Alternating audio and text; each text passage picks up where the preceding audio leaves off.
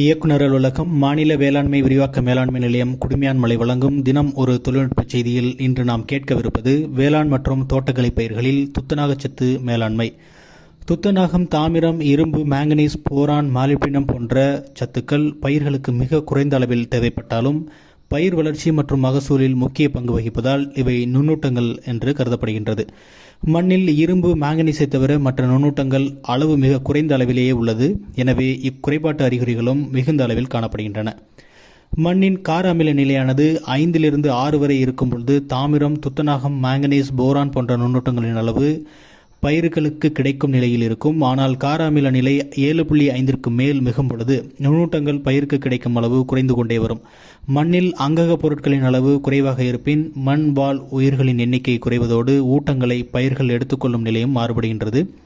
சுண்ணாம்பு சத்து அதிகமாக இருப்பின் நுண்ணூட்டங்களின் குறைபாடு ஏற்பட அதிக வாய்ப்பு உள்ளது. எல்லா தாவரங்களுக்கும் மணிச்சத்தின் தேவையில் 100 பங்கு துத்தநாகச்சத்து தேவைப்படுகிறது. மண்ணின் கார அமில நிலை 6 முதல் 8 வரை உள்ள நிலங்களில் துத்தநாகச்சத்து பற்றாக்குறை தென்படுகிறது. கலர் நிலங்களிலும் மணிச்சத்து அதிகமாக உள்ள நிலங்களிலும் சுண்ணாம்பு சத்து அதிகமாக உள்ள மண்ணிலும் இச்சத்து பயிர்களுக்கு கிடைப்பதில்லை.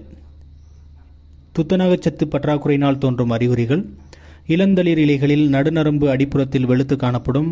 இலைகளின் அளவு சிறுத்து பயிர் வளர்ச்சி குன்றும். இலைகளின் மஞ்சள் நிற கோடுகள் விரிந்து பரவி பின்பு இலை முழுவதும் வெள்ளையாகிவிடும். இலைகள் மஞ்சளாகவும் மிருதுத்தன்மை இழந்து தடித்து இலைகளின் ஓரங்கள் மேற்பக்கமாக சுருண்டு காணப்படும். உரப்பரிந்துரை: துத்தநாக சல்பேட் ஹெப்டாஹைட்ரேட் 1 ஹெக்டேருக்கு அடியுரமாக நெல், மக்காச்சோளம், கோதுமை, சோளம், நிலக்கடலை, சூரியகாந்தி, பயறு வகை பயிர்கள், வாழை, கத்தரி போன்றவற்றிற்கு 25 கிலோ, கரும்பு, மஞ்சள், பருத்தி போன்றவற்றிற்கு 1 ஹெக்டேருக்கு 50 கிலோ தேவைப்படுகிறது. இலைவெளி தெளிப்பிற்கு அனைத்து பயிர்களுக்கும் குறைபாட்டு அறிகுறிகள் தெரிந்தவுடன் 0.5% கரைசல் 1 வார இடைவெளியில் 3 முறை தெளிக்க வேண்டும். விதை மற்றும் நாற்று நேர்த்தி: நெல்லிற்கு 2 முதல் 4% கரைசல் தேவைப்படுகிறது. பயிர்களுக்கு பேரூட்ட உரங்களை போட்ட பிறகு துத்தநாக சல்பேட்டினை சம அளவு மண்ணுடன் கலந்து சீராக நிலத்தின் மேல் தூவ வேண்டும். யூரியாவுடன் துத்தநாக சல்பேட்டினை கலக்கக்கூடாது, ஏனெனில் நீர்த்து கட்டியாகிவிட வாய்ப்பு உண்டு. நாற்று நடுவதற்கு அல்லது விதைப்பதற்கு முன்பு இட வேண்டும்.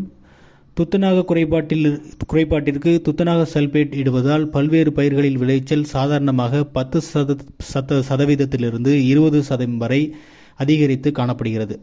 விளைச்சல் அதிகரிப்பு மண்ணின் தன்மைகளுக்கு ஏற்ப மாறுபடும். குறிப்பாக மண்ணின் நயம் மற்றும் இயக்க நிலை பயிர்களுக்கு கிடைக்கும் துத்தநாகத்தின் அளவினை வேறுபடுத்துகின்றது. துத்தநாக சல்பேட் 0.5% கரைசலை தெளிக்க 5 கிராம் துத்தநாக சல்பேட்டை 1 லிட்டர் தண்ணீரில் கரைக்க வேண்டும். அல்லது அரை கிலோ துத்தநாக சல்பேட்டினை 100 லிட்டர் தண்ணீரில் கரைத்து பயன்படுத்தலாம். பயிரில் துத்தநாக குறைபாடு தெரிந்தவுடன் இக்கரைசலை 1 வார இடைவெளியில் 3 முறை தெளிக்க வேண்டும். விதைத்து அல்லது நாற்று நட்டு 30வது நாளில் தெளிக்கலாம். பிறகு 7 to 10 நாட்கள் இடைவெளியில் மீண்டும் 2 முறை தெளிக்க வேண்டும். இளம் பருவத்தில் தெளித்தால் தான் நல்ல பலன் கிடைக்கும். செடிகள் நன்றாக நனையுமாறு காலையில், அதாவது வெயிலுக்கு முன்பு தெளிக்க வேண்டும். பயிர்களின் மீது கரைசலை தெளிப்பதை காட்டிலும் அடியுரமாக இடுவது நல்ல பலனை தரும். ஆனால் பயிர்களில் காணப்படும் துத்தநாக குறைபாட்டினை நீக்குவது இலைவெளி கரைசல் தெளிப்பது நல்ல பலனை தரும். இத்தொழில்நுட்ப செய்தியினை விவசாயிகள் பயன்படுத்தி பயனடையுமாறு அன்புடன் கேட்டுக்கொள்ளப்படுகிறார்கள். நன்றி, வணக்கம்.